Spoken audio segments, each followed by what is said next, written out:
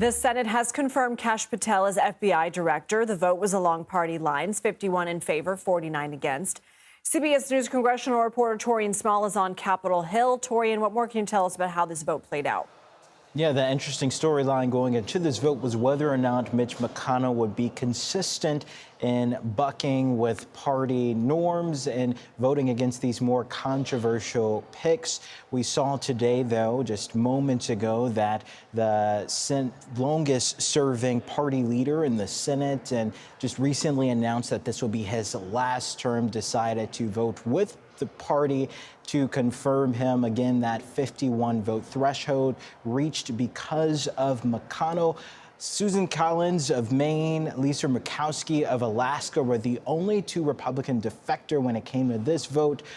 Democrats have long decried Patel's nomination to lead the FBI, questioning whether or not it would call into question the independence of the agency under his leadership. Patel, a staunch loyalist for the president, came under quite a bit of controversy because of his previous comments about whether or not President Trump, if elected, which we did see happen, should go after his political opponents. Democrats often invoking during his confirmation hearing that Patel had an enemies list, one that Patel distanced himself from. We also saw Dick Durbin, the leading ranking Democrat on the Senate Judiciary, come out to postpone and hold off on this vote for as long as he could, invoking several procedural rules that allowed for a week stay before a committee vote, before ultimately invoking this 30-hour debate rule before we saw this vote happen here.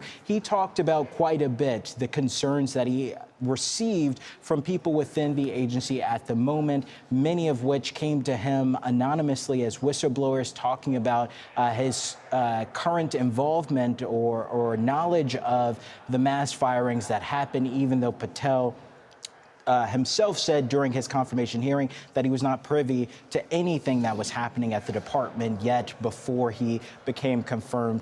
Dick Durbin making the argument that that was grounds for him not to be confirmed because he perjured himself under oath. But ultimately, as we saw there, Republicans in line with the president's pick so far and have ultimately voted him into office. Yeah, on that note, it's not just Patel, it's Tulsi Gabbard, it's Pete Hegseth, it's Robert F. Kennedy Jr.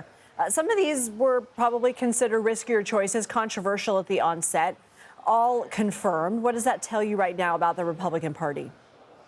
Well, it tells me that Republicans are unwilling to break with those within Trump's orbit. This comes after an intense pressure campaign for the likes of Pete Hegseth, Tulsi Gabbard, and Robert F. Kennedy, two senators who were just on the fence, some not even openly talking about their reservations for these candidates.